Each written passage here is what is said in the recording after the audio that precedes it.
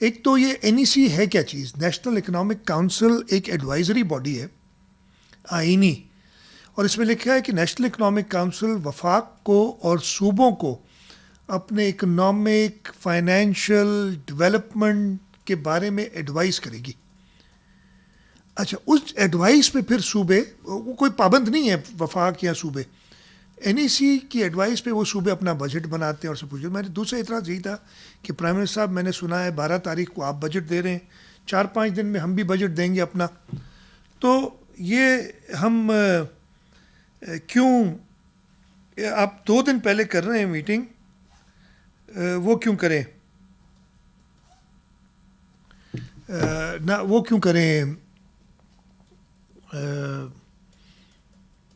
2 दिन पहले क्या एडवाइस आप देंगे? और क्या, हमारी तो सारी तैयारी हो गई है, आपकी भी तैयारी हो गई है, तो एनईसी को एक मजाक ना बनाया जाए। एनईसी का मेरा ये ख्याल है कि ये फरवरी मार्च में ये वाली मीटिंग होनी चाहिए, और प्राइम मिनिस्टर साहब ने इस बात पे एग्री किया, और प्राइम मिनिस्टर साहब ने कहा कि अब हम कम से कम 2 मीटिंग्स करेंगे, वो तो खैर आईनी रिक्वायरमेंट है, और ये भी एग्री किया कि जल्दी करनी है। मैं फिर से एक बार शुक्रगुजार हूँ प्राइम मिनिस्टर का कि ये चीज़ें बतानी पड़ रही हैं, और वो बताने के बाद वो एटलीस्ट मीटिंग में मान जाते हैं, और उन्होंने वो कहा है। तो 2 जो आइटम डिस्कस होते हैं, एक कहते हैं हम एनुअल प्लान, जो 2019-20 का तो पिछले साल दिए गए थे, अब 2020-21 का दिया गया। एनुअल प्लान में होते हैं इकॉनमी के ग्रोथ नंबर्स, कि भाई ये जीडीपी कितने % से बढ़ेगी, जो अंदाज़ा है, एग्रीकल्चर सेक्टर कितना बढ़ेगा, इंडस्ट्रियल सेक्टर कितना बढ़ेगा, और उसको बताने का मकसद ये होता है कि ताकि सूबे और वफाक बताए कि जी इकॉनमी इस तरीके से ग्रो कर रही है, आप इस तरीके से अपने खर्चे करें और बजट बनाएं। वो पहले जब आइटम आया तो हमें बताया गया कि 2019-20 का टारगेट जो था वो था 4%, और वो होगा -0.4%, यानी ये जो ये साल है, ये पब्लिक भी हुई है, डॉक्यूमेंट कोई नई चीज़ नहीं है। इसमें मैं आपको ये चीज़ बता दूं कि पिछले साल जो टारगेट था, ये 19-20 नहीं, 18-19, मैंने आज ये रेस किया था मीटिंग में, इसलिए बता रहा हूँ। 2018-19 का टारगेट रखा था 6.2%, इसलिए कि उससे एक साल पहले 2017-18 में जीडीपी ग्रोथ थी 5.7% के करीब। 18-19 में रखी थी 6.2%। अगस्त 2018 में नई हुकूमतें आ गई। जब पिछले साल मई में मीटिंग हुई थी तो बताया गया कि जी हम बहुत मुश्किलात में थे, पिछली हुकूमतें तबाही मचा गई, जो भी एक तरीके, जो एक स्टैंडर्ड एक है बात, और इसलिए अगले साल जो 2018-19 है उसकी ग्रोथ है 3.3%, यानी जो 6.2% की थी 3.3, किताबों में वो लिखी गई। लेकिन ड्यूरिंग द ईयर, अभी से 2 महीने पहले पता चला, 1.5-2 महीने पहले, कि वो 2018-19 की थी, वो असल में 1.9% थी ग्रोथ। अच्छा, होता है फ़र्क, इसलिए कि वो एस्टिमेट्स होते हैं ना, 3.3 की, चले वो शायद 3.2 हो सकती है, 3.4 भी हो सकती है। इतना बड़ा डिफरेंस पहले कभी नहीं आया, पहले कभी भी नहीं आया, ये मैंने पॉइंट आउट किया। खैर, फिर वही बातें की गई कि हमारी मईशत, हमने बड़ी बुरी हाल में थी, हमारा करंट अकाउंट डेफिसिट ये था जो स्टैंडर्ड, लेकिन मतलब आपको पूरा साल गुजर जाता है, मई के महीने में पूरे साल की ग्रोथ जो है, आप इतनी गलत एस्टिमेट्स लगाते हैं। इसीलिए मैंने कहा कि जो आपके अभी के एस्टिमेट हैं कि 4% की जगह पे -0.4% होगी, ये दुरुस्त है कि नहीं है प्लीज़, इसलिए कि इस पर हम अपना बजट बनाएंगे, वफाक बनाएगी। मैंने कहा कि ये सारा के सारा जो गलत एस्टिमेट्स है उसका नुकसान वफाक को भी होता है और सूबों को भी होता है, तो हमें एस्टिमेट्स तो जो रिस्पॉन्सिबल है वो सही बनाएं। इस पे मैंने फिर इनसे कहा कि मैं आपको सिर्फ ये बताना चाहता हूँ कि ये जून 2020 में, और मैंने मीटिंग में बताई, जो कहा गया है कि इस साल की ये ग्रोथ नंबर्स साउथ एशिया में क्या होंगे, ये वर्ल्ड बैंक की एक रिपोर्ट है, उसमें मैं अब दूसरे मुल्कों की नहीं बताता, खामखा वो लंबी हो जाएगी मेरी प्रेस कॉन्फ्रेंस, बताया गया है कि पाकिस्तान की -2.6% होगी ग्रोथ, यानी 2.6% मनफी, जहाँ इधर -0.4% की जगह पे -2.6% होगी। अब ये वर्ल्ड बैंक कर रहा है, इस पर मुझे जवाब ये मिला कि जी वर्ल्ड बैंक भी वही डेटा इस्तेमाल करता है, हम ही डेटा देते हैं। मैंने कहा फिर डेटा अगर वही है फिर तो और तशवीश की बात है।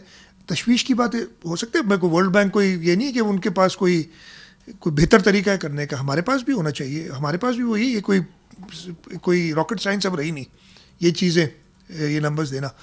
दैट मीन्स वो कह रहे हैं एजम्पशंस पे फ़र्क पड़ता है। मैंने कहा तो आपके लोग, इसलिए कि पिछले साल आपकी एक बड़ा मसला हुआ है, जो 3.3% आपने की थी वो एक्चुअली 1.9% थी। तो इस वक्त भी मेहरबानी करके, हम चाहे वो माइनस पॉइंट नहीं, देखें कोविड की बात है, इश्यूज़ हैं, हम सब जानते हैं, लेकिन कहानी दुरुस्त बताएं कि ये ग्रोथ अगले साल की होगी, सॉरी इस साल की एंड ऑफ द ईयर होगी क्या। तो पहला तो मेरा यही सवाल था कि ये -2.6% वो बता रहे हैं, लेकिन उन्होंने कहा नहीं जी हमारा नंबर ठीक है। मैंने उस मीटिंग में कहा है कि जी हमारी रिजर्वेशन ज़रूर नोट कर लें कि हमें भरोसा नहीं है इन नंबर्स पे। अब हम क्या करें जी, भरोसा नहीं, लेकिन नंबर्स तो हमने वही अडॉप्ट करने पड़ेंगे जो NEC या वो इदारा हमें फेडरल गवर्नमेंट बताती है। अब आ जाएं अगले साल पे। अगले साल के लिए हमें बताया गया कि मैं ये नंबर्स दे दूं, हाँ जी, अगले साल के लिए हमें कहा गया है कि हमारी ग्रोथ होगी 2.1%, 2.1% प्लस। अगेन जो ये वर्ल्ड बैंक की स्टडी है वो बता रही है -0.2%।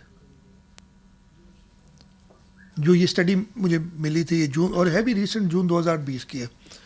मैंने ये भी बताया है कि जी ये है, और ये हम जो भी प्लान करें, जो इकॉनमी, इसलिए कि जैसे इकॉनमी ग्रो करेगी, फॉर एग्जांपल हम एक sales tax on service collect करते हैं, सर्विस ग्रोथ एक नंबर बताया होगा, मैं डिटेल में नहीं जाता। अगर वो आप ओवर एस्टिमेट कर रहे हैं तो हमारे टैक्स के नंबर गलत आ जाएंगे। टैक्स के नंबर गलत आएंगे तो हम जो आवाम से कहते हैं कि जी हम ये काम करेंगे, उसमें हम पीछे रह जाते हैं। तो ये पहले जो एजेंडा आइटम था उस पर मेरी सख्त रिजर्वेशंस थी, और मैंने इनसे कहा कि ये प्लीज़ रिजर्वेशंस आप नोट करें। एक और चीज़ मैंने ये कही, उधर ही बताया गया था कि हमारी टैक्स कलेक्शन जो है ओवरऑल टोटल रेवेन्यू वो तकरीबन 31% ज़्यादा है पिछले साल से, 30.9% बताए। लेकिन उन्होंने क्लियर कर दिया कि इसमें ज़्यादा इसलिए है कि हमारी non tax revenues, tax revenues FBR collect करता है जिसमें सूबों को हिस्सा मिलता है, नॉन टैक्स रेवेन्यूज़ हमारे ज़्यादा हैं। और वो ज़्यादा इसलिए कि उन्होंने कोई सेलुलर कंपनी लाइसेंसेस को इशू किए थे, खैर उसमें नहीं जाते। जहाँ तक सूबों का ताल्लुक है, 9 महीने में 13.7% टैक्स की शरह में, सॉरी FBR के टैक्सेस में जो है इजाफा हुआ था। लेकिन साल के आखिर में जो ये नंबर है, मैं आपको बता दूं, जो लेटेस्ट नंबर है मेरे पास 11 महीने का, इस वक्त तक 3.5 अरब रुपए की, सॉरी 3.5 ट्रिलियन, 3,526 अरब रुपए के करीब FBR ने कलेक्ट किया है। टारगेट क्या था आप सबको याद होगा, 5.5 trillion, 5.55 trillion actually.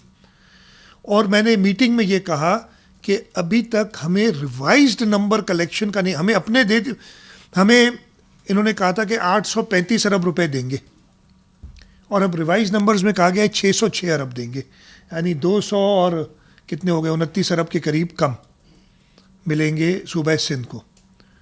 Federal tax के नंबर्स तो पता है, ये चीज़ मैं कई बार कह चुका हूँ, पहली बार पाकिस्तान की हिस्ट्री में हुआ था कि 2018-19 में पिछले साल से टैक्स कलेक्शन कम हुई थी। आपको याद होगा कई बार मैं कह चुका हूँ, ये तो डॉक्यूमेंटेड नंबर है ना। मुझे लग रहा है ये दूसरी बार होगा कि शायद हमारी टैक्स कलेक्शन पिछले साल से कम नहीं हुई तो मार्जिनली शायद ज़्यादा हो। अब ये 2 साल कैसे हम लोगों की एक्सपेक्टेशंस हैं, और अगर ये परफॉर्म नहीं करेंगे, कोविड ठीक है जी, कोविड आया, उससे बहुत फ़र्क पड़ा, हम मानते हैं कि इससे ऐसी बात नहीं है कि फ़र्क नहीं पड़ा है, लेकिन मार्च तक तो कोविड नहीं था ना, ये तो अप्रैल मई जून आखिरी क्वार्टर में इसका इफेक्ट हुआ होगा। वो टारगेट्स पहले भी पूरे नहीं हो रहे थे, और अब बहाना मिल गया हर चीज़ पे, ब्लेम इट ऑन कोविड, जो चीज़ भी है जो नहीं कर सके। तो ये इश्यूज़ भी मैंने रेज़ किए कि आपके टैक्स कलेक्शंस पिछले साल भी कम थी और इस साल भी कम हो रही हैं। अच्छा जी, अब आ जाएं पीएचडीपी पे। पीएचडीपी का डॉक्यूमेंट देख के, इसलिए कि मेरे पास पहले ये डॉक्यूमेंट कल आया था, परसों आया था, कल मैंने उस पर एक मीटिंग की थी, आज उस डॉक्यूमेंट को बदल दिया गया। निसार खोड़ो साहब ने एक, इससे पहले होती है annual plan coordination committee APCC, सूबा सिंध में निसार साहब रिप्रेजेंट करते हैं सूबा सिंध को इस कमेटी की मीटिंग में। काफ़ी चीज़ें कि जी आपने बहुत हमारे साथ ज़्यादती की है, और उसके बाद ख़त वत भी लिखे गए उनको, तो आज उन्होंने कुछ स्कीमें ऐड करके नया पीएचडीपी दे दिया। अच्छा, ये आज सुबह मिला मुझे, मीटिंग 11 बजे थी, 12 बजे थी, सुबह 10 बजे ये डॉक्यूमेंट मुझे मिला।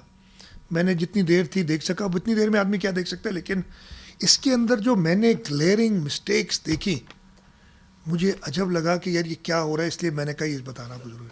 इसमें जो डिस्क्रिपेंसीज थी, समझ नहीं आती कौन बना रहा है ये चीज़ें, मसला कहाँ है। अब मैं आपको बताता हूँ। एक तो मेरा सबसे पहला एतराज़ था, हर सूबे को दिए जाते हैं पैसे जो कि उस सूबे की एजेंसीज या फेडरल गवर्नमेंट एजेंसीज उनमें खर्चा करती है। यानी अगर काम है सुई गैस का, तो सुई गैस काम करेगी, बिजली का काम है तो जो है हेस्को या सेप्को या जो फेडरल गवर्नमेंट की एजेंसीज है वो काम करती हैं। अगर कोई पानी का इशू है तो उसमें वापडा भी करती है और प्रोविंशियल गवर्नमेंट भी करती है, दोनों को हिस्टोरिकली दिए जाते हैं। सिंध के साथ अलग से एक चीज़ कर दी गई कि एक कैबिनेट डिवीज़न कोई एग्जीक्यूटिंग एजेंसी नहीं है, आप सबको पता है। कैबिनेट डिवीज़न का काम है ये मीटिंग्स करना, कैबिनेट की एनईसी की मीटिंग कराना। कैबिनेट डिवीज़न में कोई 20-22 के करीब प्रोजेक्ट हैं, 2 इस्लामाबाद के हैं, 20 सिंध के हैं। खुशी तो बहुत है सिंध के प्रोजेक्ट डाले, कि नए डाले इन्होंने, कल तक नहीं थे, ये नए डाले इन्होंने।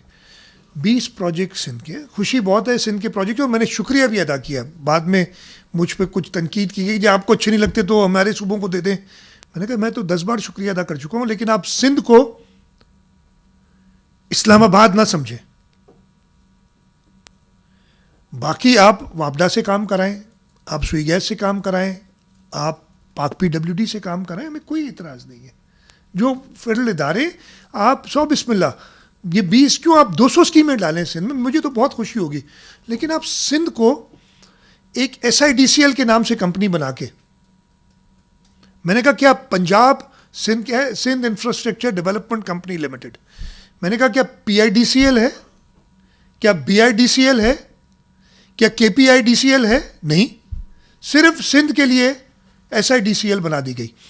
इसकी उन्होंने फिर कहा कि जी ये तो पिछली हुकूमत ने किया था, बिल्कुल पिछली हुकूमत ने किया था, KIDCL बनाई थी।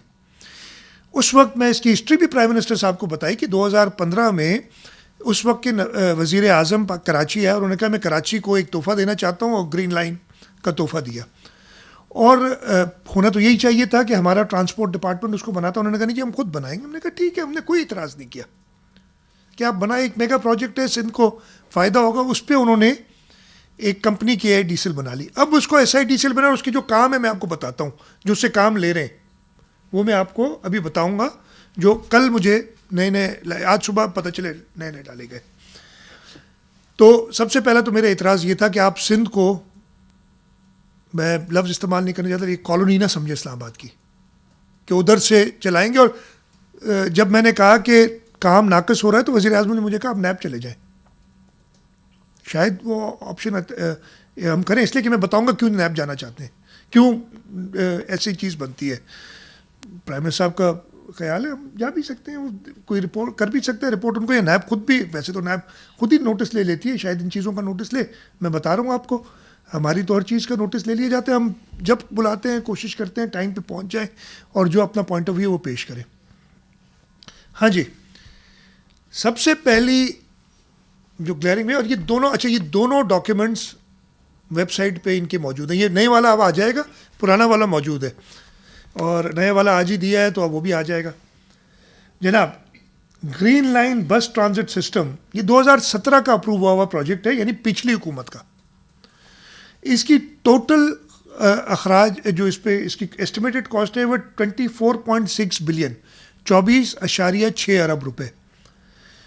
जून 2019 यानी आज से एक साल पहले, जब मई में हम बैठे थे, और ये आज तक इनकी वेबसाइट पे मौजूद है डॉक्यूमेंट, कहा गया कि इस स्कीम पे 21.16 अरब रुपए खर्च हुए, यानी 24.2 में से 6 में से 21.2 तकरीबन, और बाकी 3.4 बिलियन थ्रो फॉरवर्ड था, यानी बच गए थे, और 2 अरब रुपए इन्होंने रखे थे कि इस साल SIDC सॉरी ये ग्रीन लाइन पे खर्च करेंगे।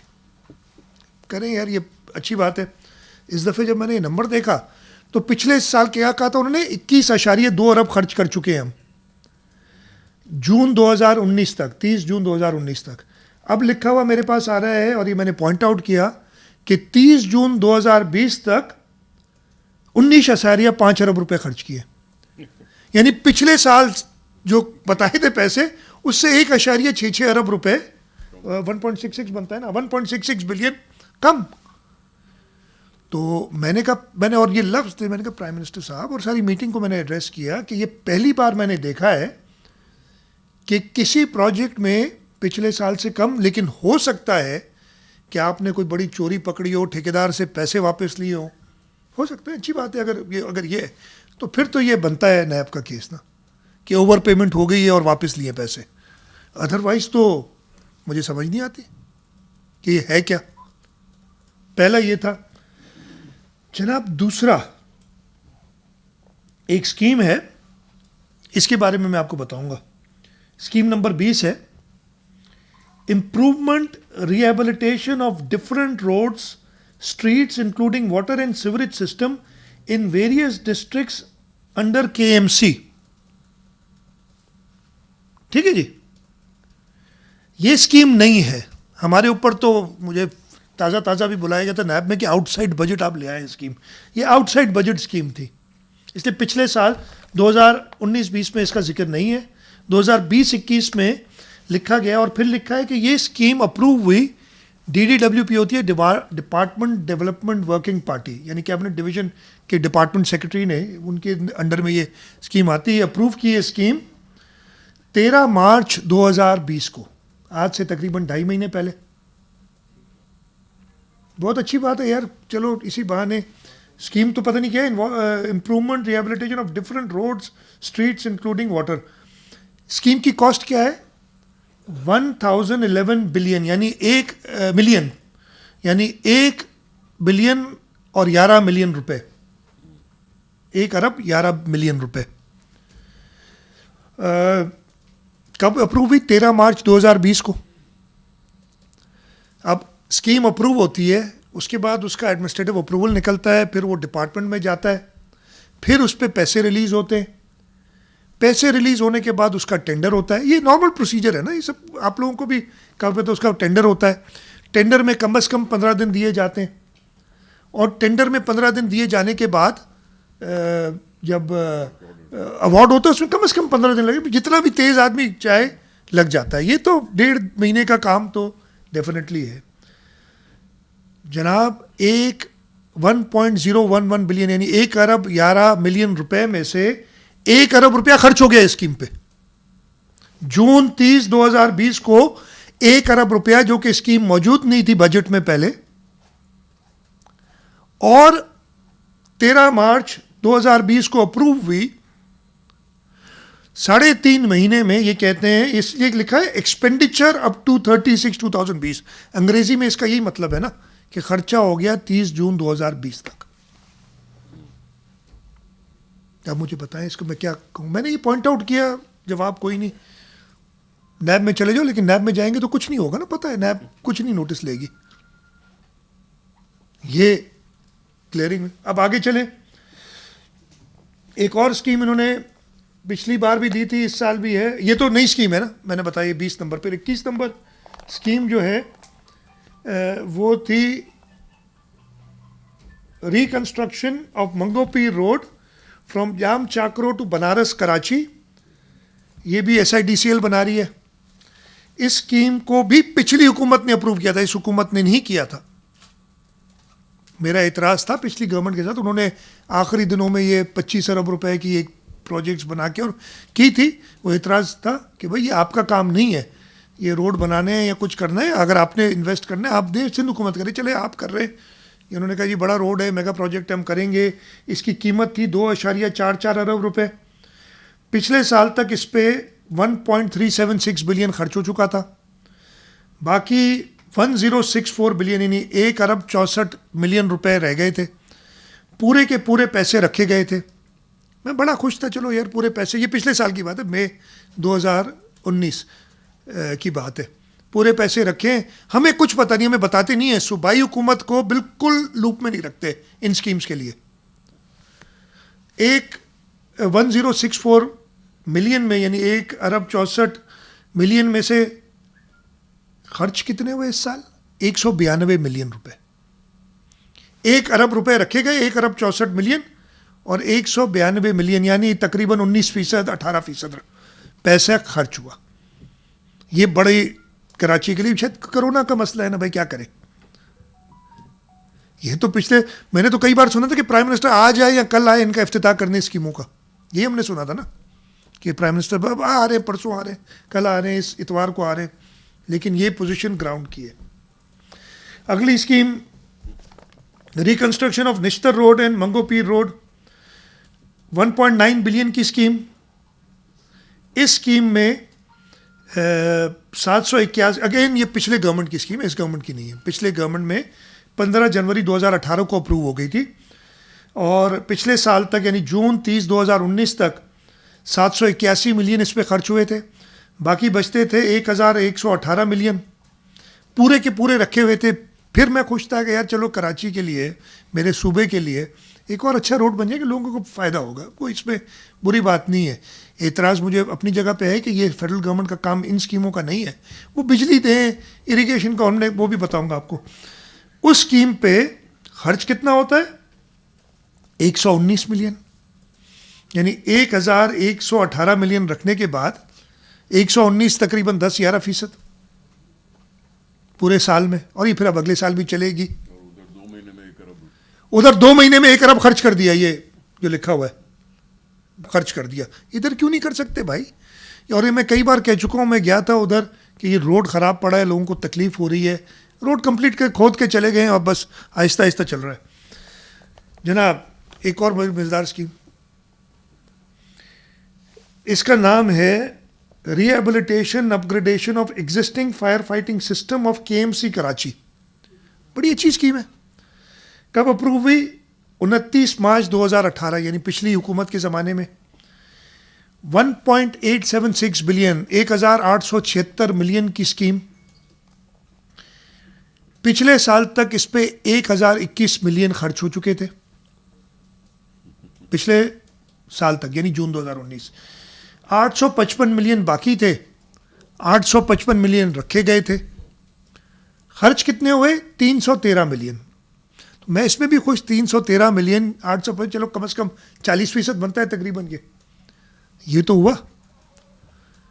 मैंने कहा ये तो अच्छी बात है। मैंने फ़ोन उठाया और म्यूनिसिपल कमिश्नर से पूछा कि यार ये तुम लोग शोर मचाते हो, ये तकरीबन 1.5 अरब रुपए, बाकी तो पैसे मिल गए आपको, 1.5 अरब रुपए खर्च हो चुके हैं आपकी फायर फाइटिंग सिस्टम को अपग्रेड करने के लिए।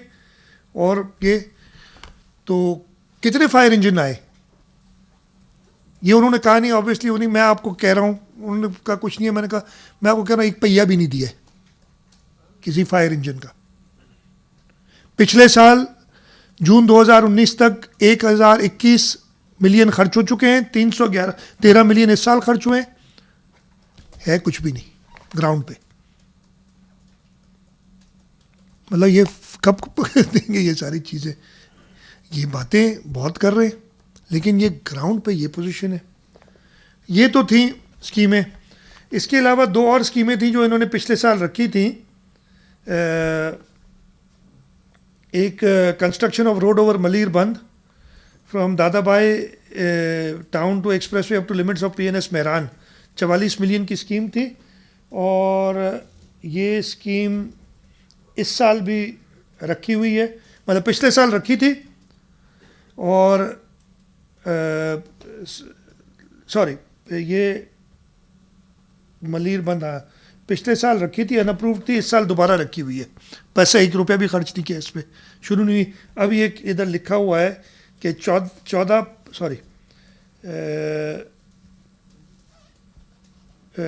11 नवंबर 2019 को अप्रूव हो गई। तो इसको अप्रूव हुए भी कोरोना से 4 महीने पहले अप्रूव हो गई थी। खर्चा 1 रुपया भी नहीं हुआ, लेकिन उस पर 1 अरब रुपया खर्च हो गया। है छोटी सी स्कीम, 44 मिलियन, 4 करोड़ 40 लाख की स्कीम है। मेरे ख्याल 15 दिन की में आदमी घुमा सकता है इस टाइप की स्कीम को, अगर अच्छा कॉन्ट्रैक्टर हो और ध्यान से दिया जाए। 1 रुपया भी खर्च नहीं हो, दूसरी तरफ 1 अरब रुपया वेरियस स्ट्रीट्स और वाटर सप्लाई लाइन, और ये हो गया खर्च। जनाब अब इन्होंने कुछ नई स्कीमें, जैसे मैंने कहा ना, बड़ी मेहरबानी की कराची पे, और बहुत सारी। एक और भी, एक construction of interchange over Malir ring road M9, ये पिछले साल भी थी, आपको मैंने याद होगा। पिछले साल अनअप्रूव थी, 1.4 अरब रुपये इसका एस्टिमेट किया था। अब इसको इन्होंने 14/5/2020 तकरीबन महीना पहले अप्रूव किया है 1.8 अरब रुपये में। अभी खर्चा कोई नहीं हुआ इस साल, पूरे पैसे नहीं रखे, 500 मिलियन रखे। उम्मीद है कि कुछ होगा काम, लेकिन ये पिछले साल की अप्रूव स्कीम है। इस साल इन्होंने मेहरबानी की, मैं गिन तो नहीं सकता इसलिए काफ़ी 10-12 स्कीमें जो उन्होंने नहीं डाल दी हैं, और ये पिछले 24 घंटे में डाली हैं, पहले नहीं थी। आज से 2 दिन पहले जब APCC की मीटिंग हुई थी, ये नहीं थी। अब इसका मैं आपको ज़रा सिर्फ बताता हूँ कि नॉमेनक्लेचर में पढ़ लेता हूँ और फिर मैं आप मुझे बताएं कि ये क्या है चीज़ें। एक स्कीम है development scheme under prime minister's programme in Sindh, Hyderabad and Mirpur Khas division. क्या डेवलपमेंट स्कीम कुछ नहीं पता, सूबाई हुकूमत से शेयर नहीं करेंगे। इसको इन्होंने अप्रूव भी कर दिया है 13/3/2020 को। 1.3 बिलियन की स्कीम है। यार हमें बता तो दे, हो सकता है वही डेवलपमेंट स्कीम हम भी कोई कर रहे हो मीरपुर खास या हैदराबाद डिवीजन में। दूसरी स्कीम है development scheme under prime minister's programme Larkana Sukkur and Shaheed Benazirabad, 1.8 अरब रुपये की स्कीम है। मैं वही कह रहा हूँ, हमसे सिर्फ कंसल्ट कर लें। एक तो ये काम नहीं है, प्राइम मिनिस्टर कोई बड़ा हाईवे दे हमें, प्राइम मिनिस्टर कोई हमें लाइनिंग का बड़ा प्रोजेक्ट दे, कोई डैम, बारानी डैम बना के दे जो हमें ज़रूरत है। थर में हमें जो हम बड़ी स्कीम्स कर रहे हैं पानी पहुँचाने की, वो दे। ये क्या है? Various development schemes in Hyderabad and Mirpur खास लाड़काना, नाली मोहल्ले की जो है नालियाँ और पे जो क्या होते वो बनाएंगे अब प्राइम मिनिस्टर साहब के डायरेक्टिव्स पे। अब आगे देखें, और भी बड़ी मज़ेदार एक तो मुझे बड़ी अच्छी लगी थी नाम, हाँ जी ये मिल गई मुझे। Improvement rehabilitation of different roads streets including water and sewerage system in constituency of provincial assembly at district east Karachi. नाम सुने जरा, ये मैं दोबारा रिपीट करता हूँ। Improvement rehabilitation of different roads, streets, including water, sewage system and constituencies of Provincial Assembly at District East Karachi. Provincial Assembly कौन सी ये भी नहीं पता।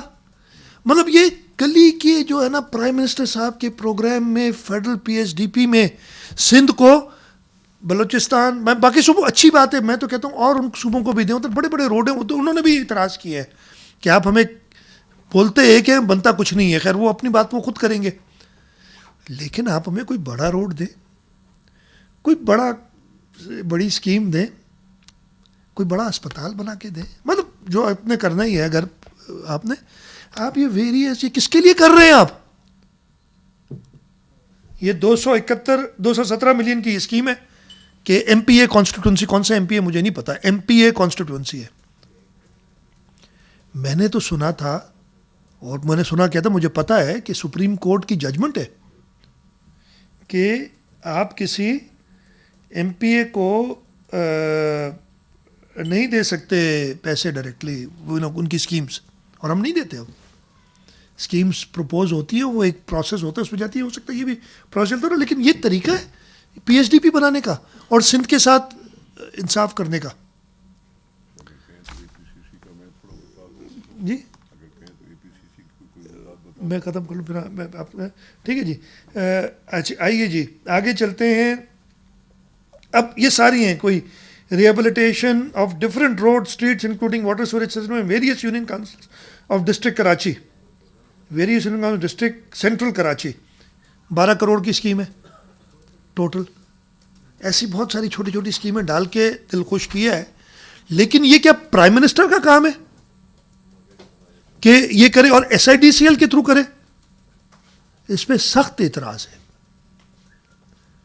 आपने डेवलपमेंट करनी है तो अच्छी बड़ी स्कीम्स देना। हमने भेजी थी, हमने 7 वाटर सेक्टर में स्कीम्स भेजी थी, वो उन्होंने नहीं की, उनको उन्होंने रद्दी की टोकरी में डाल दिया, उसको कंसिडर भी नहीं किया। बल्कि हमारी जो 2 ऑनगोइंग स्कीम्स थी, बल्कि 3 ऑनगोइंग स्कीम्स फेडरल पीएचडीपी की, वो काट दी। और मैं आपको बताता हूँ कौन सी। एक स्कीम थी, हमने अगेन ये पिछले साल भी नहीं, उससे पिछले साल आखिर में जब हम गए थे तो एक स्कीम इंक्लूड कराई थी कि जो कैनाल आता है, कौन से कैनाल का नाम क्या है, केबी फीडर, कलरी बगार फीडर जो है, केबी फीडर कोठड़ी बराज से ले आता है पानी, ये अपना झील जो हमारी है, हाँ उसकी लाइनिंग पूरी करनी थी, हमने लाइनिंग की थी।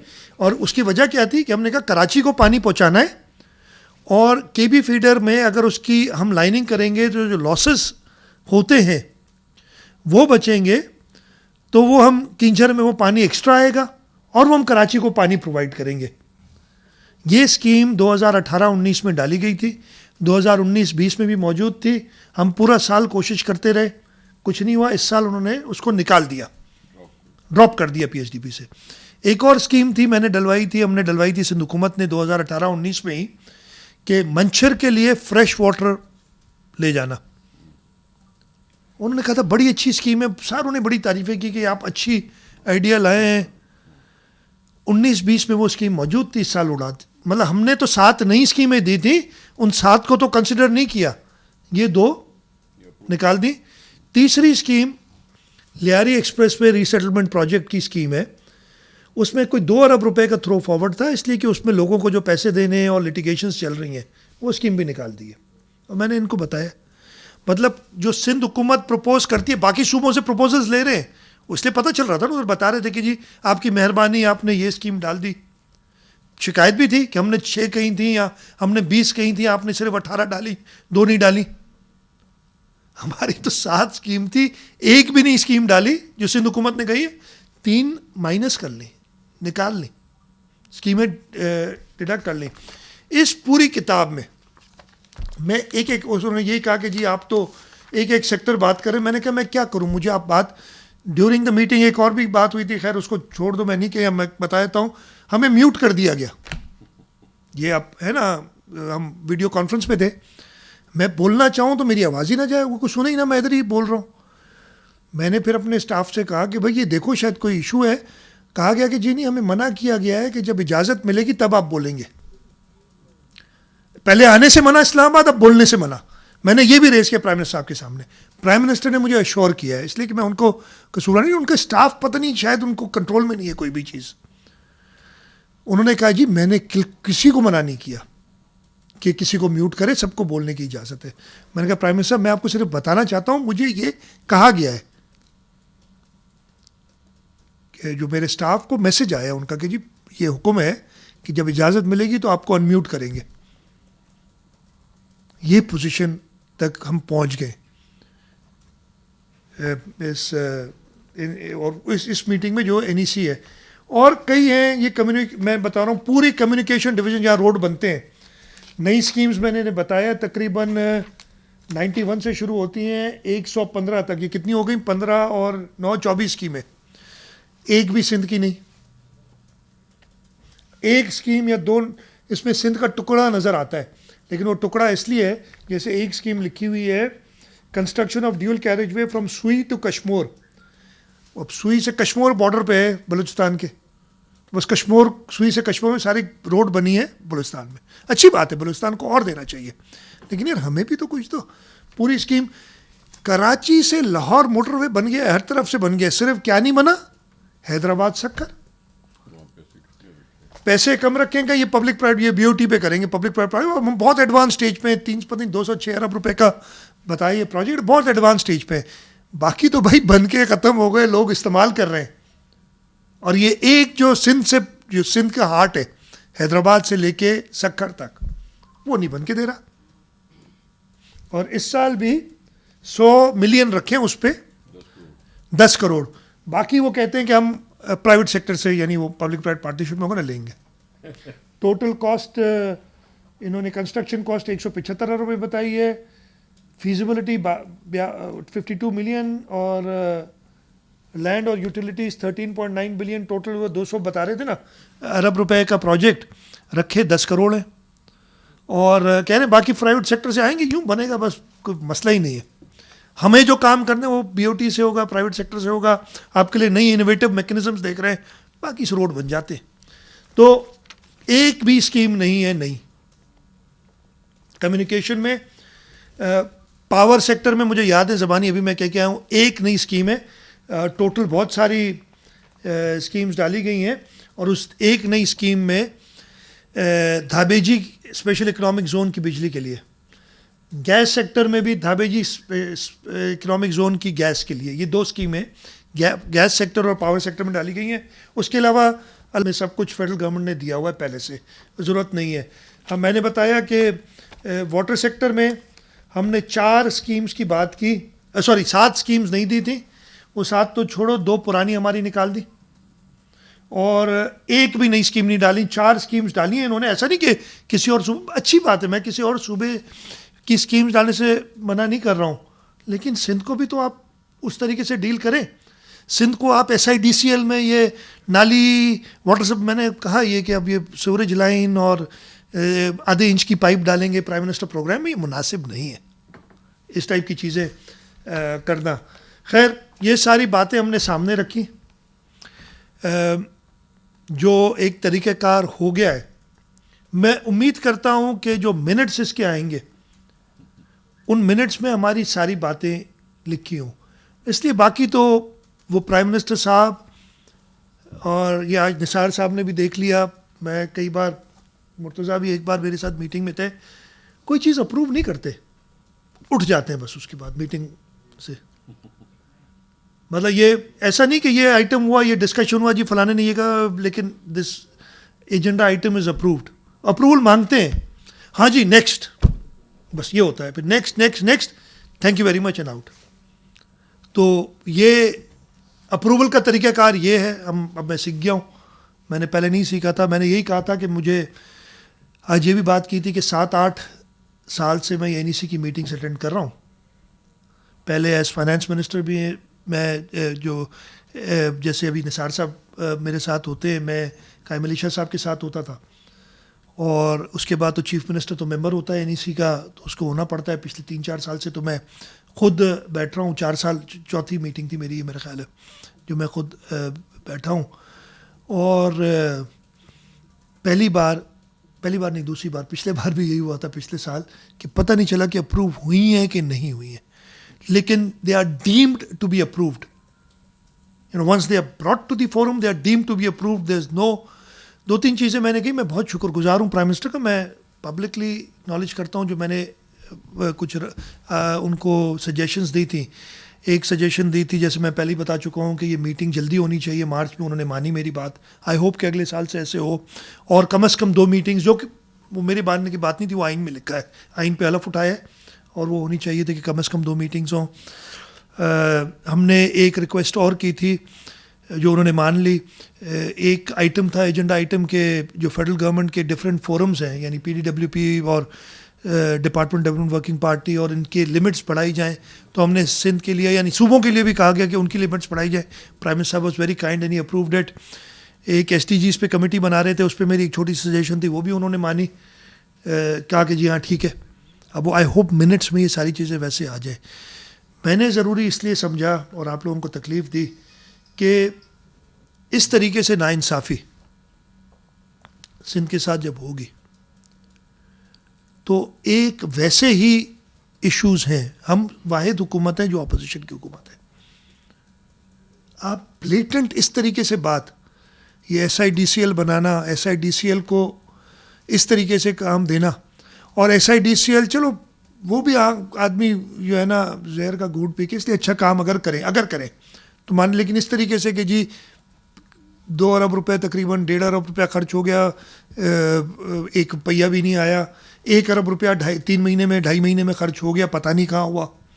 अगर ये काम होते हैं तो ये गलत है, और हमें जो है इस तरीके से ट्रीट ना की जाए। बाकी सूबों में तो कोई ऐसी, मैंने कहा ना, Punjab infrastructure development company limited नहीं है, सिंध को ऐसे ट्रीट ना करें लोग इस किस्म की हरकतों से। और मुझे तो कुछ मैंने, और ये आज प्राइम मिनिस्टर साहब को मैंने जिक्र किया कि कुछ काम मुझे नासिर शाह साहब ने बताया है, मुर्तज़ा वहाब साहब ने बताया, वो तो तस्वीरें भी हैं मुझे दी गई हैं कि इन्होंने वाटर लाइंस डाली हैं और मेन जो है वो 6 फीट पे और अपनी वाटर लाइन 2 फीट पे डाली है ज़मीन में। वो पानी ऊपर कैसे चढ़ेगा भाई, कैसे जाएगा? पाइपलाइन डालने का सिर्फ मकसद नहीं है, घरों पे पानी पहुंचाना भी मकसद है। इस तरीके का नाकस काम अगर हो, प्राइम मिनिस्टर साहब ने कहा नैब में चले जाए आप, अब पता नहीं, नैब को खुद ही नोटिस ले लेना चाहिए, आ जाएं देख लें कि ये बेकायदगियाँ इधर हुई हैं कि नहीं हुई हैं। ये 1.5 अरब रुपया खर्च होने के बाद एक चीज़ भी 2 साल से नहीं आई है, और 1 अरब रुपया तो खर्च हुए कम से कम 1 साल हो गया, इसलिए पता नहीं कब हुआ था। अब जो भी तरीक़ेकार है, LC खोली होगी फलाना, ये सारी इसकी एक्सप्लेनेशंस आ जाएंगी, लेकिन ये क्या सही तरीका एग्जीक्यूट करने का प्रोजेक्ट्स को?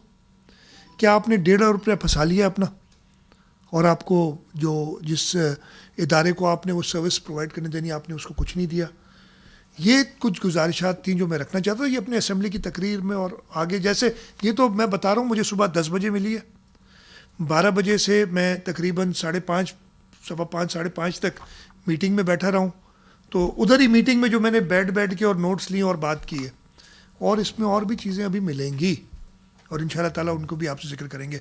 निसार साहब मेरे से पहले जो APCC है, उन्होंने, निसार साहब ने अटेंड की थी, तो निसार साहब कुछ आपको उस सिलसिले में बताना चाहेंगे। ज़्यादातर तो आप बातें कर चुके हैं सर।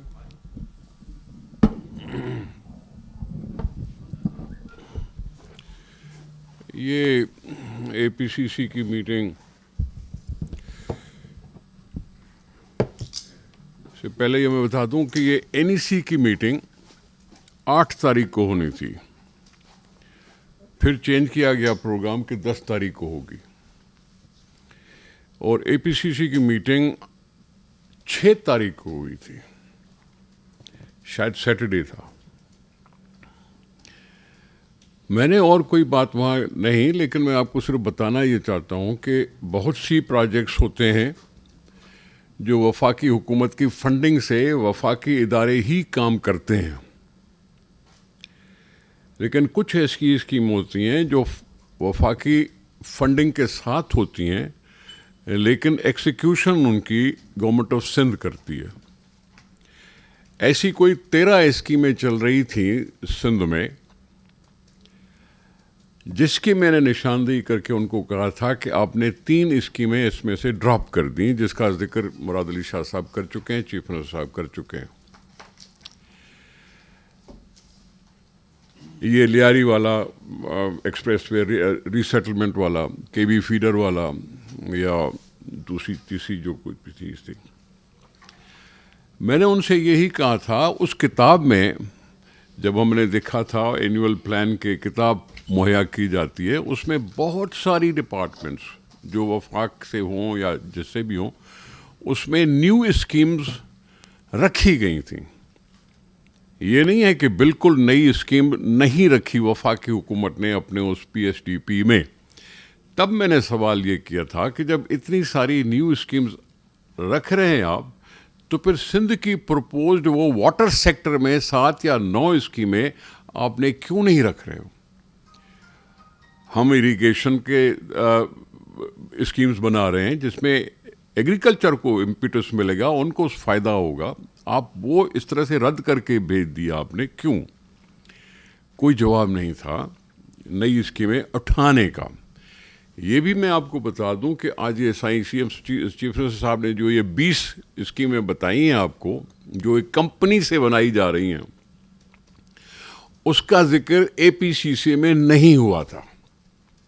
जो 6 तारीख को मीटिंग हुई उसमें इस चीज़ का कोई जिक्र ही नहीं था। ये आज ही हमारे पास इंफॉर्मेशन पहुंची है जिसमें इतनी सारी स्कीमें प्राइम मिनिस्टर साहब के नाम पर वफाकी हुकूमत ने कंपनी को मुयस्सर किए हैं कि आप बैठ के बनाएंगे, जिसके ऊपर हमारी कोई जो भी एतराज़ात हैं, मैं समझता हूँ गैर मौजूद एतराज़ात नहीं हैं, क्योंकि ये दूसरे सूबों में ऐसा नहीं है, सिर्फ सिंध में है। एक ख़ास इम्तियाज़ रखा गया कि सिंध को किसी कंपनी के हवाले करें कि वो बनाए। आज हम सिर्फ सिंध इंफ्रास्ट्रक्चर डेवलपमेंट कंपनी कहते हैं, कल उसको कोई और नाम भी दिया जाएगा। जो स्कीमें चल रही हैं इरिगेशन की, माइनॉरिटीज़ और माइनर्स और ये डिस्ट्रीब्यूटरीज की, 2008-9 से चली हुई स्कीमें, इतने सारे पैसे खर्च किए हुए बाकी थोड़े पैसे रहते हैं, 1 अरब रुपया रहा या कुछ रहा, उसमें कितना दिया? 50 मिलियन, 100 मिलियन। इस तरह से अगर 100 मिलियन करें और उसमें 2 अरब रुपए का एक थ्रो फॉरवर्ड हो, तो ये फिर आपकी जो माइनर्स और डिस्ट्रीब्यूटरीज की जो स्कीमें हैं जिसको पक्का करने की कोशिश की जा रही है, वो कितने सालों में पक्का होंगी, ये आपको अंदाज़ा हो जाना चाहिए। यहाँ 2002 से चला हुआ एक बड़ा सा मंसूबा है जिसको कहते हैं RBOD, जो बलूचिस्तान का पानी उठाता है, आता है, मंशर में गिरता है, मंशर से फिर आगे बढ़ता है। उसके लिए साईं आपके कागजात में लिखा होगा, उसमें 100 मिलियन, 10 करोड़। कितना टाइम लगाएगा इस RBOD को? शायद मेरे बच्चों के बच्चे शायद देख सकें कि वो उसको समुद्र तक जाने का मौका मिले, लेकिन हमें अपनी ज़िंदगी में मुकम्मल होता हुआ नहीं देख पा रहे हैं। जगह इतनी अलोकेशंस कम होंगी तो ये बात। साईं मुराद अली शाह साहब ने बड़ी मेहनत की पिछली NSE में। जामशोरो सेवन रोड 2017 का मंजूर शुदा, 2017 का मंजूर शुदा। हमें कहा गया कि ये 14 अरब रुपए का बनेगा, लेकिन हम बनाएंगे तब जब सिंध हुकूमत इसमें 50% पैसे दे एडवांस में 7 अरब रुपए अगर सिंध हुकूमत देगी तो हम इसको बनाना शुरू करेंगे। हमने एट सोर्स उस 7 अरब रुपए को डिडक्ट करा लिया कि हाँ उठाओ आप बनाओ। हमारे दिए हुए 7 अरब रुपए को एक बड़ी सी स्कीम है, फॉरेन फंडिंग भी है, जो कुछ भी है, 20 अरब रुपए की पता नहीं कितने की है, जिसमें पेशावर से दरा आदम खेल, शिकारपुर से रतोदेरो और जामशोरो से सेवण, ये तीनों स्कीम पर वो 7 अरब रुपए बांट दिए हमने। सेवण और जामशोरो रोड पर वो बांट दिए तीनों बड़ी स्कीम पर।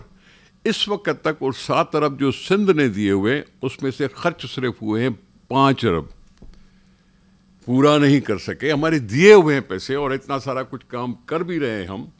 तो ये चंद चीज़ें थी जो उनको बता रहे थे कि हाँ, एक तरफ से सिंध हुकूमत की डिमांड की हुई स्कीमों के लिए आपके पास पैसे नहीं हैं, दूसरी तरफ से किसी कंपनी के हवाले से एक Karachi development infrastructure development company को बढ़ा के आपने उसका नाम रख दिया सिंध इंफ्रास्ट्रक्चर डेवलपमेंट कंपनी, और सारी सिंध में अब ये काम करने का ऐलान कर रहे हैं। मिलेगा कब, कितना मिलेगा पता नहीं, क्योंकि फायर फाइटिंग के लिए भी 2 अरब तो रखे गए, मिला एक टायर भी नहीं।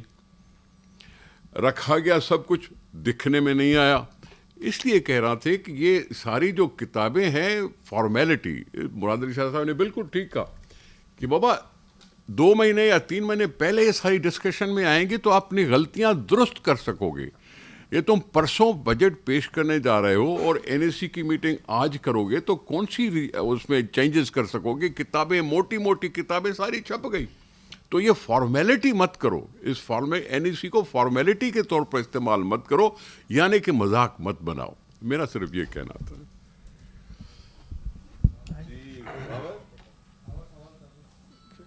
ये माइक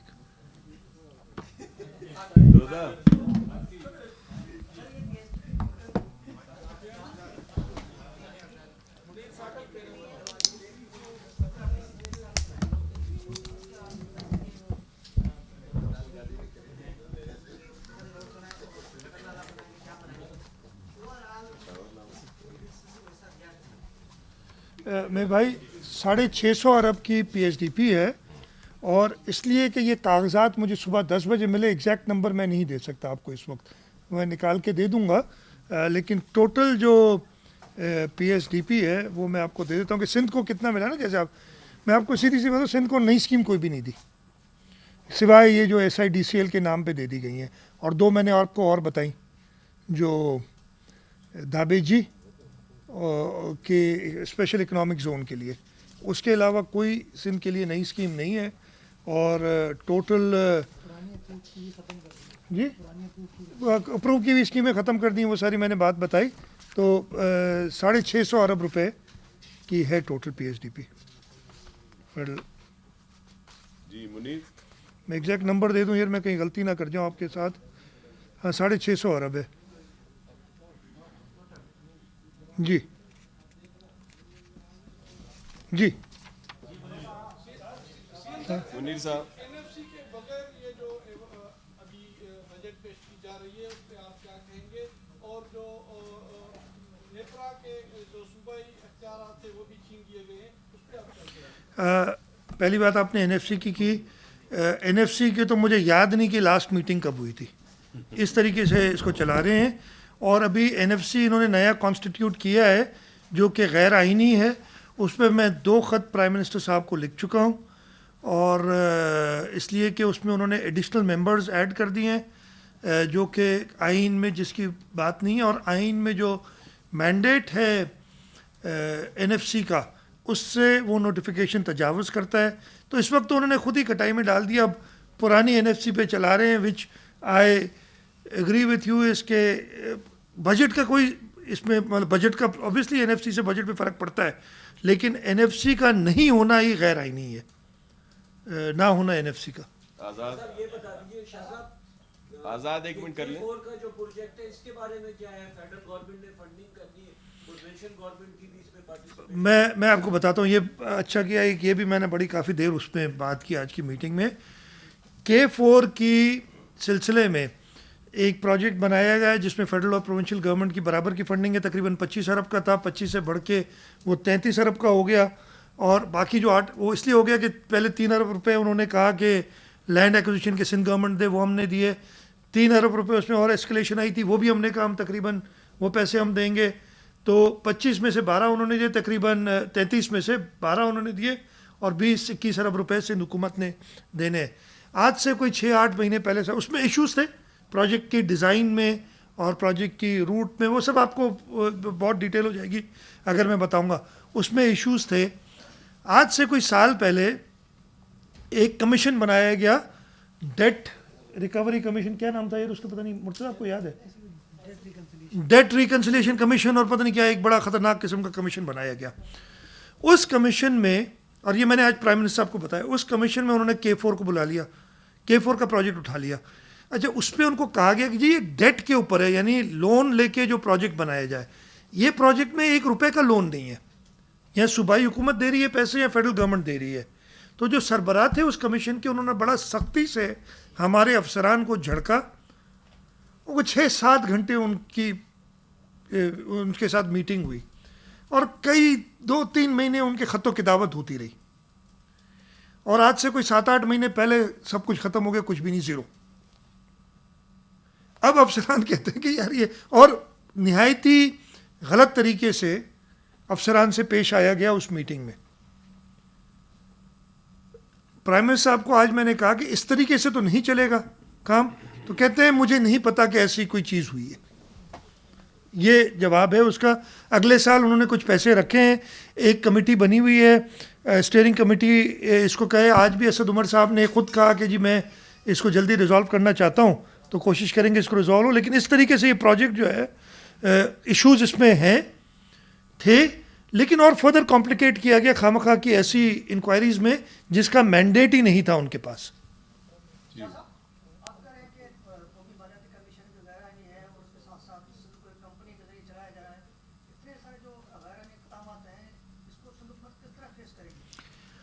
भाई हम फेस कर रहे हैं, आप लोगों की मेहरबानी है कि आपके थ्रू हम इस मुल्क के अवाम, इस सूबे की अवाम को ये सारी नाइंसाफ़ियाँ बता रहे हैं कि क्या क्या नाइंसाफ़ियाँ हो रही हैं सिंध के लोगों के साथ। मैं तो सिर्फ ये कहूँगा, कई देखिए ऑप्शंस, लोग कहते हैं आप कोर्ट क्यों नहीं चले जाते, आप ये क्यों नहीं कोर्ट चले जाएं, और फिर एक ही किस्म के इल्ज़ामात हमारे ऊपर लगते हैं हर दफ़े। ये तो मैं आपको फैक्ट्स बता रहा हूँ, तो हम ये पेश कर रहे हैं और इंशाल्लाह ताला हम कोशिश जारी रखेंगे कि अपने सिंध के लोगों के हुकूक लिए जाएं। और इसी वजह से पसंद नहीं आते, इसी वजह से बुला लिया जाता है कभी किसको कभी किसको। हाजिर हैं जी, हर तरीके से हम तो बैकआउट नहीं करेंगे।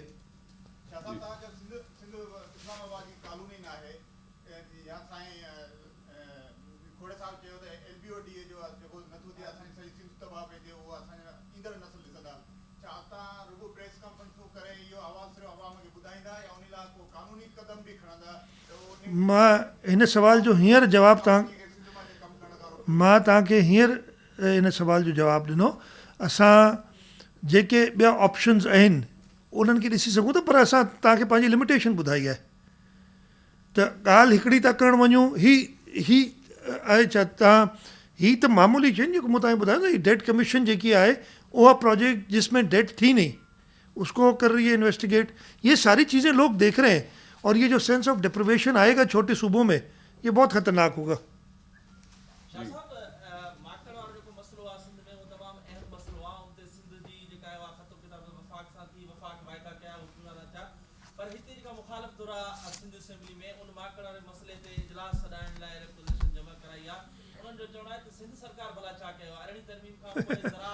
ओ मां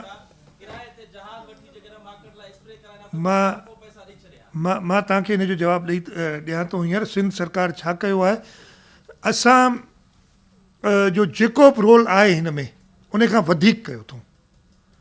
प्रोविंशियल गवर्नमेंट जो रोल थींदो आहे पंहिंजो जेकी उहो बि हिननि जी इंटरप्रिटेशन जेकी आहे, डोंट एग्री विद, पर हुनखे वञूं त जेको डेजर्ट एरिया है वो फेडरल गवर्नमेंट ॾिसंदी, और जो क्रॉप्ड एरिया है वो प्रोविंशियल गवर्नमेंट देखेगी। प्रोविंशियल गवर्नमेंट ने 98 टीम्स बनाई हुई हैं। हमने बहुत ज़्यादा प्रोक्योरमेंट की, गाड़ियाँ खरीदी हैं, स्प्रेस खरीदे, और हम इमीडिएटली एड्रेस करें, और मेरे पास सारा रिकॉर्ड वो जो उनको भी बता देंगे जब चाहेगा, उनको परेशानी है। जहाज़ खरीदने तक हमने कोशिश की, बट अनफॉर्चुनेटली एक सूबाई हुकूमत नहीं कर सकती वो काम। हाँ, हमने ये ज़रूर किया है कि जो फेडरल गवर्नमेंट का जहाज़ था पिछले साल, मुझे अच्छी तरह याद है, उसके तेल के पैसे भी मैंने दिए, और उसके फर्टिलाइज़र के ये जो पेस्टिसाइड के पैसे भी मैंने दिए। मैंने कहा मतलब सिंध हुकूमत ने, मैंने अपनी जेब से नहीं दिए, हमने दिए, ये सिंध हुकूमत ने किया है। ये जो देखें इस वक्त जो भी अपोजिशन की पार्टीज़ हैं सिवाय MMA के और TLP के जो सूबाई असम्बली में हैं, वो इस वक्त हुकूमत में भी है, फेडरल गवर्नमेंट में। स्टील मिल के मैंने आज ये भी रेस किया था, ये मैं आपसे बताना भूल गया। मैंने प्राइम मिनिस्टर साहब से कहा कि इधर हम जब इकोनॉमी की बात कर रहे हैं, इस वक्त मेजर ले ऑफ्स का डर है, यानी मेजर लोगों की नौकरियां जाने का डर है। मैंने कहा उनसे कि ये अच्छा मैसेज नहीं दे रहे आप कि इस वक्त ये फैसला किया है आपने कि 9-10,000 9,350 जो भी नंबर है कि स्टील मिल के लोगों को बेरोज़गार कर दिया जाए, उन्हें नौकरी से निकाला जाए। मैंने उनसे ये भी कहा कि हमारे पास कानून है, सिंध हुकूमत ने कानून बनाया है कि इस कोविड के दरमियान आप किसी को ले ऑफ नहीं कर सकते। मैंने कहा आप सिग्नल क्या दे रहे हैं? इंडस्ट्री हमने सुना है ले ऑफ करने जा रही है, और हम उस पर लेकिन अगर फेडरल गवर्नमेंट बिल्कुल डिफाइंड हो जाएगी, अगर फेडरल गवर्नमेंट, मैं फिर कोविड पे ज़्यादा बात नहीं करना चाह रहा, आप हालात आजकल देख रहे हैं। आज हमारे 42 है 45 42 42 डेथ्स सबसे ज़्यादा जब तक आज तक हुई हैं, हाईएस्ट नंबर ऑफ केसेस आज हुए हैं, कल पूरे परसों पूरे पाकिस्तान में 105 डेथ्स हुई हैं। ये सारी बातें हम बता रहे थे, लेकिन अगर ये एहसास नहीं है तो मैं क्या करूं? अगर इस मौके पे मैंने उनसे ये भी कहा, प्राइम मिनिस्टर साहब, और ये बड़े ये रिकॉर्डेड है, आपने जो 9-10 हज़ार मजदूर और वर्कर्स निकाल दिए हैं या निकालने की बात करें, वो ज़रूर एहतजाज करेंगे, एहतजाज उनका हक है। इस ज़माने में, इस वक्त में जब कोरोना है, एहतजाज करेंगे, आप फिर हमसे कहेंगे जी ये रोड खुलवाओ और इनको अरेस्ट करो। अगर खुदा ना खास्ता हम आपकी बातों में आ गए, इनको अरेस्ट किया और जेलों में डाला और किसी को कोरोना हो गया और अल्लाह ना करे किसी को उससे और मज़ीद नुकसान हुआ, तो एक तो नौकरी से निकालो, फिर जान से भी मारो उसको। ये बातें मैंने की हैं आज, लेकिन उन्होंने एक्सप्लेनेशन ये दी कि स्टील मिल इतने दिन से बंद पड़ी है, बड़ा नुकसान हो रहा है हुकूमत को, बाकी सारी चीज़ें बहुत अच्छी चल रही हैं। अमीन साहब, सूबे के चीफ एग्जीक्यूटिव हैं, याद होगा कि सुप्रीम कोर्ट ने एक ऑर्डर दिया था कि जो बड़ी इमारतें कराची की उनको भी गिराया जाए, लेकिन सिंध हुकूमत ने एक अच्छा स्टैंड लिया और मना कर दिया कि भाई हम ये नहीं कर सकते, तो अदालत भी फिर बेकसूद पे चली गई। अब जैसे कोविड का मसला चल रहा है, इसमें सुप्रीम कोर्ट ने हिदायत दी कि मार्केट जो है वो ओपन की जाए, तो सिंध हुकूमत क्यों खामोश रही? आप बहैसियत सूबे के चीफ एग्जीक्यूटिव अदालत क्यों नहीं गए? और सख्त हम अदालत में थे। एक आखिरी लाइन हाँ, कि सख्त किस्म के फैसले 18वीं तरमीम के बाद आप खुद मुख्तियार हैं, सूबे के लीडर हैं, आप क्यों नहीं करते? आप वफाक के ऊपर सारी चीजें क्यों डालते? मेरे भाई, पहले आपने सुप्रीम कोर्ट की बात की, हमने खुद फैसले किए 18वीं तरमीम और 980, एक तो 18वीं तरमीम को बना दिया कि शायद उसके ये सारे पावर्स पहले भी थे सूबों के पास। Law and order was a provincial subject, ये सारी चीज़ें प्रोविंशियल सब्जेक्ट पहले ही थी। कोई ऐसा 18वीं तरमीम में और जो है जो शहीद जुल्फ़िकार अली भुट्टो ने वादा किया था उसका अमल दरामद करते हुए जो कंकरेंट लिस्ट ख़त्म की और सूबों को और ख़ुद मुख्तारी दी, ये बिल्कुल दुरुस्त है आपकी बात। सुप्रीम कोर्ट ने में हम पेश थे, हम पार्टी थे, हम उधर मौजूद थे। हमने कहा कि हम नहीं खोलना चाहते, उधर कहा गया, एक ऑर्डर दिया गया सुप्रीम कोर्ट में कि आप आज लिखें फेडरल गवर्नमेंट को कि ये आपको खोलने दे, आपको खोलने और आपको खोलने दे। इतने सख्त ऑर्डर्स के बाद, जो मैं आपको कह रहा हूँ, एक तरफ आप अभी थोड़ी देर पहले आपने कहा था आप और क्या करेंगे, मैंने यही बताया ना कि जो चीज़ें बड़ी क्लियर हैं कानून में, उसके साथ भी ऐसा होता है तो हमें बड़ा मुश्किल नज़र आता है। और तभी सुप्रीम कोर्ट के ऑर्डर और फेडरल गवर्नमेंट की, मैं कोई ऐसा सख्त लफ्ज़ नहीं इस्तेमाल करना चाह रहा, लेकिन उनका चले उनका जो तरीक़ाकार था इसके लिए, या उनका जो सोच थी, जिसकी वजह से एक मिक्स्ड मैसेजिंग लोगों में गई। आज से 15-20 दिन पहले भी लोग समझ रहे थे यार कोरोना क्या है, कोरोना कुछ भी नहीं है। आज फ़र्क है। अल्लाह ताला करे कि ये जल्दी इस वबा से हमें निजात मिले, लेकिन इस वक्त फ़र्क है। वो क्यों पहले लोग ऐसा समझ रहे थे, अगर एक बहुत सीनियर शख्स आके कहता है और ये रिकॉर्ड पे है, जब मैं 13 मार्च को कहता हूँ कि इंटरनेशनल बॉर्डर्स बंद करें, आप जहाज़ बंद करें लाना और लॉकडाउन करें, और बात नहीं मानी जाती और 17 मार्च को कहा जाता है कि अगर कोरोना होगा तो बस आपको थोड़ा सा फ्लू होगा, खांसी होगी और आप ठीक हो जाएंगे। तो ये मैसेजिंग ये अगर जाएगी तो आपका क्या कसूर है अगर आपको कोरोना हो गया और फिर आपको पता ही नहीं, आप तो समझे थे, आप तो बिलीव करेंगे। ये मिक्स मैसेजिंग नहीं जानी चाहिए थी। मैं भी एक्सपर्ट नहीं हूँ, मुझे क्या पता कोरोना का, लेकिन जो मैंने सीखा है, जो मुझे एक्सपर्ट्स कह रहे हैं, उनकी जो एडवाइस है उस पर अमल तो किए।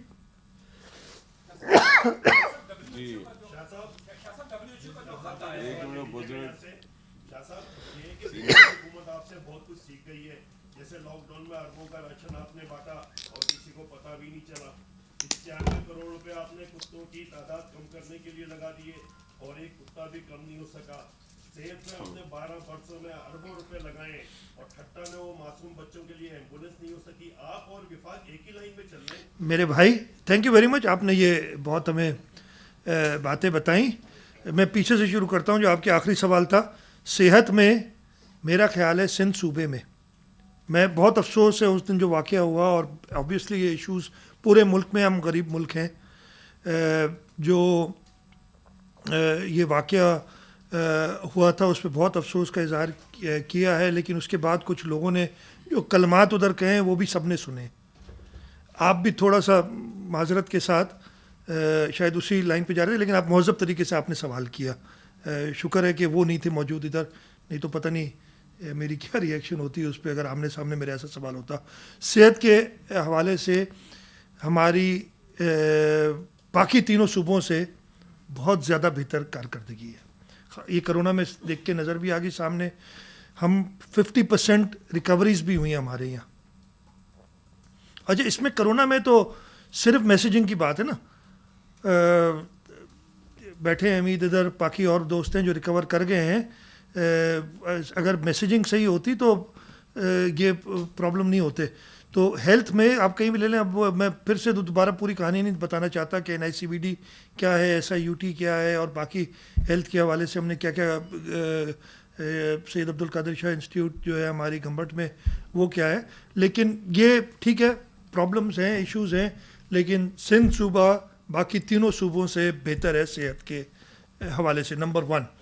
दूसरा, आपने कहा पता भी नहीं चला राशन, बिल्कुल मैं फिर कहता हूँ आपको ये मैं कई बार बता चुका हूँ, लेकिन ये देखें ना, नहीं समझना चाहता कोई तो मैं उसको कुछ नहीं कहना चाहता, या मेरी गलती है, आपको समझा नहीं सका। या जब ये किए थे लोगों ने बाहर निकले, वो जो रश देखा ना मैंने रोडों पे, हमने मना किया सख्ती से, हमने फलाई इदारों को मना किया कि आपको नहीं बांटने देंगे राशन इस तरीके से, इसलिए आप कोरोना दे रहे हैं। आप चाह रहे थे कि वैसी भीड़ भाड़ में दिखाता आपको राशन तो आपको अच्छा लगता। हाँ, फ्लड्स में हमने बांटा, वही रश नज़र आती थी, आप लोगों ने कवर किया था। इस वक्त मैं आपको दोबारा कहता हूँ, एंड नासिर शाह साहब इज़ हियर, इम्तियाज़ शेख साहब अभी नहीं है, वो आप कहेंगे एक एक रुपए का हिसाब है, हम देने के लिए तैयार हैं, सब करने के लिए। यस, बांटा है, इतना ज़्यादा नहीं बांटा है, 1 अरब 8 करोड़ का बांटा है, और उसकी पूरी डिटेल है। वो किसी ने सुप्रीम कोर्ट को कह दिया 8 अरब, सुप्रीम कोर्ट ने बगैर वेरीफाई किए हमसे 8 अरब का हिसाब ले लिया। अब बताएं आपने भी शायद वही सुन लिया कि जी ऐसा है, तो ऐसा नहीं है। तीसरी जो आपने बात की, हमने ये जो डॉग बाइट के केसेस हैं अनफॉर्चुनेट हैं, एक केस भी गलत होना चाहिए, लेकिन ये प्रॉब्लम अगेन पूरे पाकिस्तान में है।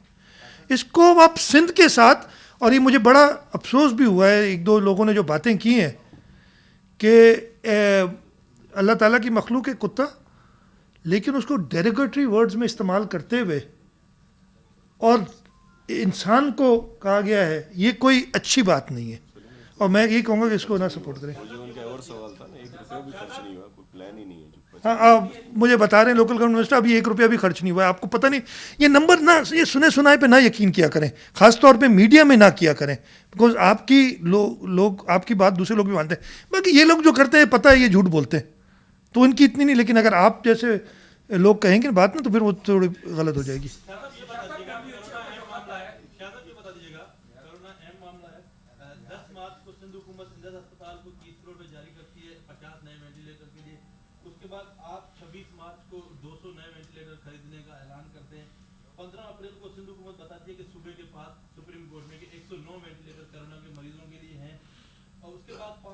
कहा जाता है कि 283 वेंटिलेटर कोरोना के मरीजों के लिए मुख्तस कर दिए गए हैं सूबे में।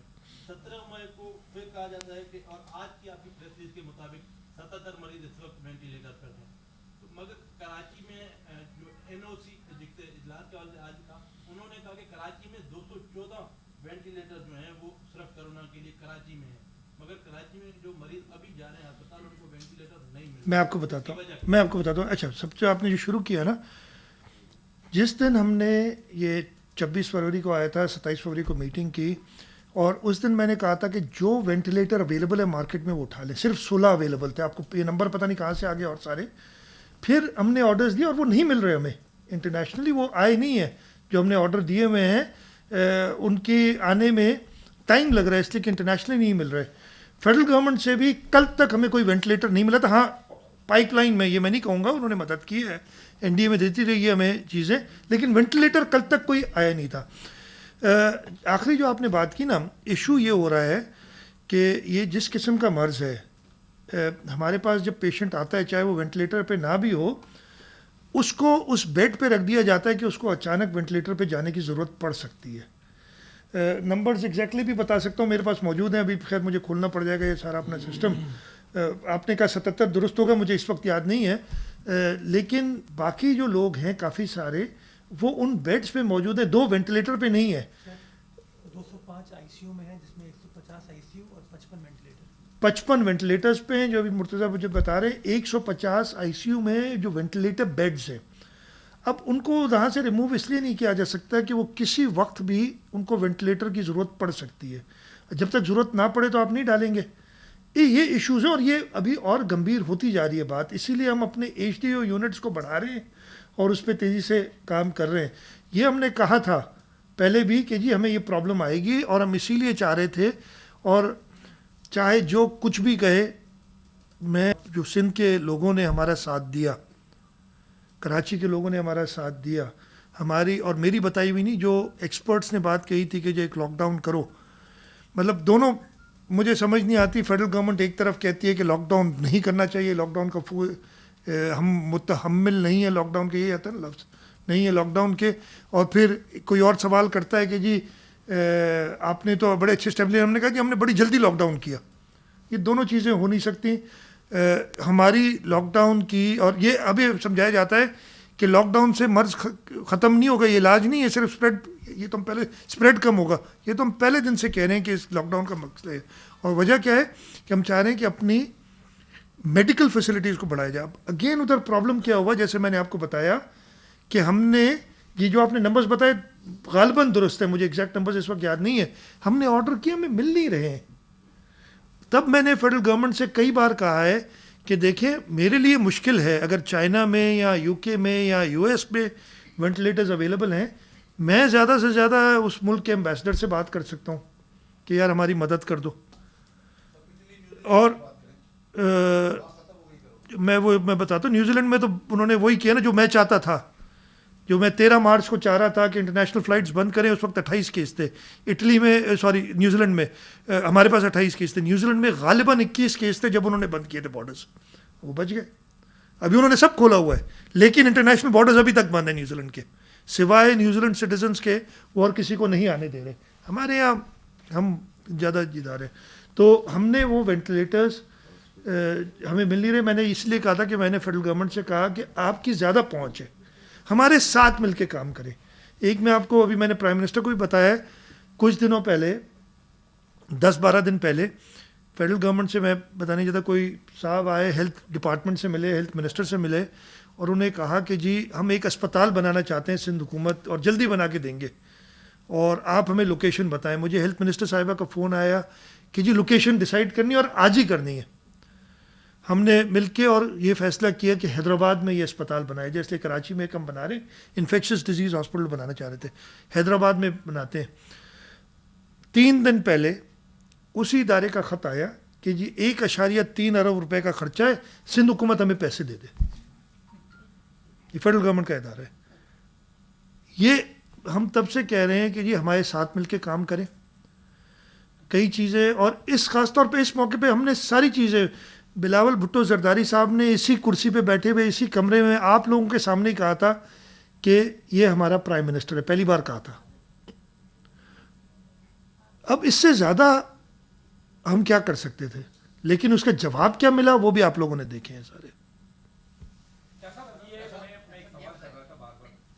WHO का जो खत आपको भी मौसूल हुआ होगा, जो उन्होंने तजावीज़ की, खासतौर पर 2 अहम तजवीज़ दी, 14 दिन का लॉकडाउन और 14 दिन का नरम लॉकडाउन की बात उन्होंने की है, तो क्या अब भी आप वफाक की तरफ देखोगे जो कमेटी में फैसला होगा, या आप क्योंकि जो सूरत गंभीर शक्ल इख्तियार करता जा रहा है, आप उसके मुताबिक अपनी एक अमली बनाएंगे? मैं बड़ा अच्छा आपने सवाल किया। WHO के जो कंट्री हेड हैं, उनका नाम ज़रा मुश्किल सा है, वो आए थे, श्रीलंकन नेशनल है, वो आए थे कोई हफ्ता या 8 दिन पहले, 8-10 दिन पहले मेरे पास आए थे। हेल्थ मिनिस्टर साहिबा और मैं थे, हम उनसे मिले और हमने उनसे रिक्वेस्ट की कि आप हमें पहले भी गाइड करते रहें, अब ये जो माहौल है इसमें आप हमें गाइड करें कि क्या करना चाहिए। ये ख़त उसी का सिलसिला था कि हमने कहा था कि आप हमें बताएं। ख़त हमें मौसूल हुआ, वो मैंने सुना है वो बाकी हुकूमतों को भी उन्होंने वो ख़त दिया है। मेरा आज इरादा था और आज अभी भी इरादा है, मैंने पहले से मीटिंग एक सेट की हुई थी, लेकिन हमारी ये मीटिंग जो पहले थी वो बहुत लंबी हो गई, कि हम इन हाउस अपनी एक मीटिंग करके और फैसला यानी अपना माइंड बनाएं कि इसको कैसे आगे ले जाना है। और इंशाल्लाह ताला हम साथ मिलके बैठ के, बिलावल साहब की भी हमें यही हिदायत है कि आप लोग देखें इन जो डायरेक्शन या जो सजेशंस हैं या तजावीज़ हैं WHO की, उन पे कैसे आप अमल कर सकते हैं। तो उस पर हम यहाँ आज या अगर ज़्यादा देर होगी तो कल सुबह मैं मीटिंग कर लूँगा ताकि उसको हम वे फॉरवर्ड देखें। सरकारी यूनिवर्सिटी तरफा हाणे शागिर्दनि ते सेमेस्टर फीस पे करण लाइ मैसेज वञनि पिया, ऐं हालांकि यूनिवर्सिटी बंदि आहिनि, तदरीसी अमल बि बंदि आहे, ऐं जेको सरकारी यूनिवर्सिटी में जेके शागिर्द पढ़ंदा उन्हनि जो तालुक जेको आहे ग़रीब तबके सां आहे, इन हवाले सां सिंध हुकूमत वटि छा प्लान आहे, छा उन्हनि सां का रियायत कई? मां चेक करे, मूंखे इन जी पर्सनली ख़बर न आहे, पर मां चेक करे वठंदुसि ऐं जेको हूंदो उन्हनि खे डेफिनेटली फैसिलिटी।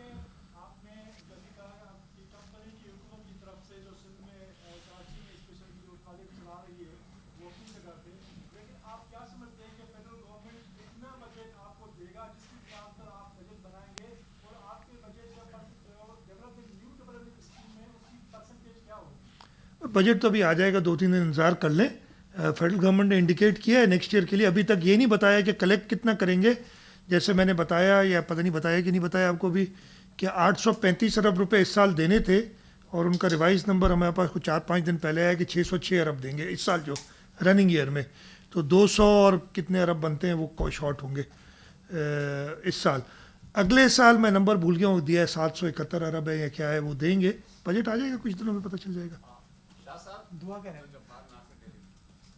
शाह साहब ये बताएं कि स्टील मिल जो है उसके लिए जमीन सिंध ने दी, अब स्टील मिल की निजकारी हो रही है, तो क्या वफाक सिंध की जमीन को बेचने का हक रखता है?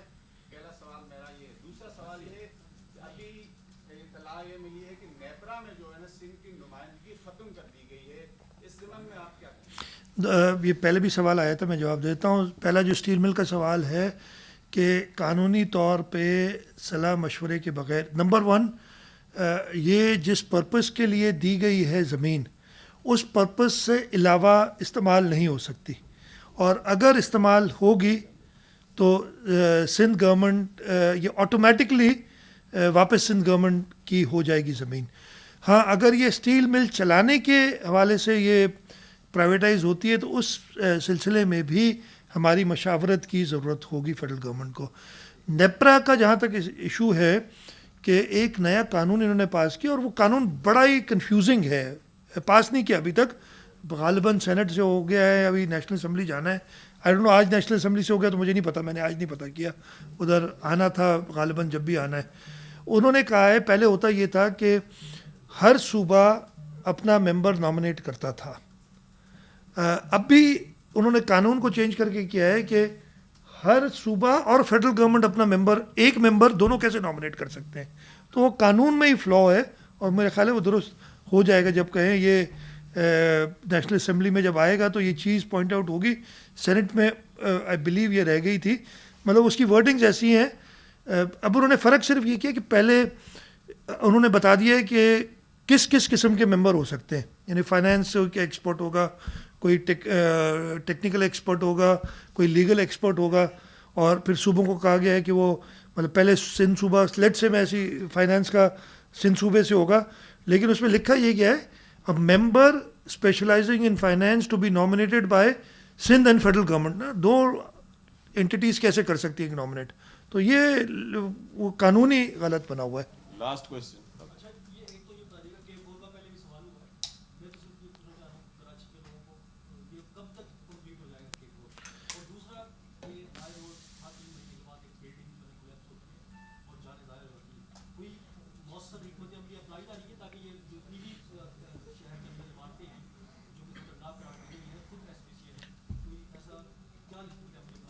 देखिए K4 के पहले सवाल जो आपका था, K4 की रिव्यू एक स्टीयरिंग कमेटी बनी हुई है, उसकी रिपोर्ट आएगी, फेडरल गवर्नमेंट में भी उसका हिस्सा है, तो हमने साथ मिलकर उसका फैसला करना है वो टाइट। लेकिन इसके साथ साथ कुछ और पानी के प्रोजेक्ट्स जो कि ऑगमेंट कर सके कराची को वाटर सप्लाई, वो सिंध हुकूमत अंडरटेक कर रही है।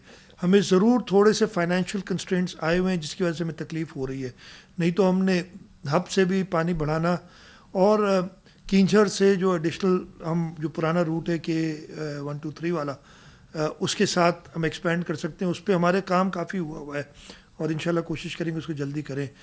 जहाँ तक बिल्डिंग से ताल्लुक़ है, नासिर शाह साहब ने उस पर मीटिंग भी की है।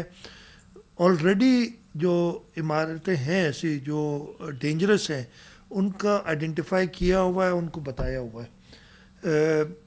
मैंने कल रात को भी बात की थी बिल्डिंग कंट्रोल अथॉरिटी के जो एमडी हैं, डीजी हैं, उनसे, और कहा था, उन्होंने मुझे बताया कि जी इतनी इमारतें हमने ऑलरेडी की हैं। मैंने कहा नहीं, इमारतें सिर्फ नहीं, 422, ये सिर्फ इमारतों का कोई फ़ायदा नहीं होगा, इमारतों में कितने लोग रहते हैं वो आपने एस्टिमेट बनाना है, इसलिए कि हमने उनका कोई अल्टरनेट अरेंजमेंट करना है। कोई कहना आसान है, इसलिए कितने लोग हमें करने होंगे अकोमोडेट। इस वक्त भी वो या तो किराए देते होंगे या उन्होंने ख़रीदा हुआ होगा। वो ज़मीन डेफिनेटली काफ़ी कीमती होगी जहाँ पे वो है और वो उन्हीं की है। तो कोई एक स्कीम इन सब के साथ मिलके कि कहीं टेम्प्रेरी इनको हाउस किया जाए, उन बिल्डिंग्स को गिराया जाए और उसी जगह पे एक बेहतर इंजीनियर्ड बिल्डिंग बनाई जाए। ये प्रोसेस नासिर शाह साहब ने शुरू किया है लोकल गवर्नमेंट मिनिस्ट्री के अंडर। और आपकी ये बिल्कुल सही बात है कि जल्द से जल्द हमने, तो मैंने उनसे यही कहा है कि टोटल डेटाबेस बना लें कि कितने लोग इन बिल्डिंग्स में रहते हैं, कितनों को आपने अकोमोडेट करना है। फिर वो प्लान भी एक बनाना पड़ेगा कि अगर इन बिल्डिंग्स को गिरा के और कहीं और उनको शिफ्ट करना है तो कहाँ करना है, उसकी कॉस्ट कैसे बेयर होगी, ये सारी चीज़ें हमने देखनी पड़ेगी। Thank you. Thank you ji.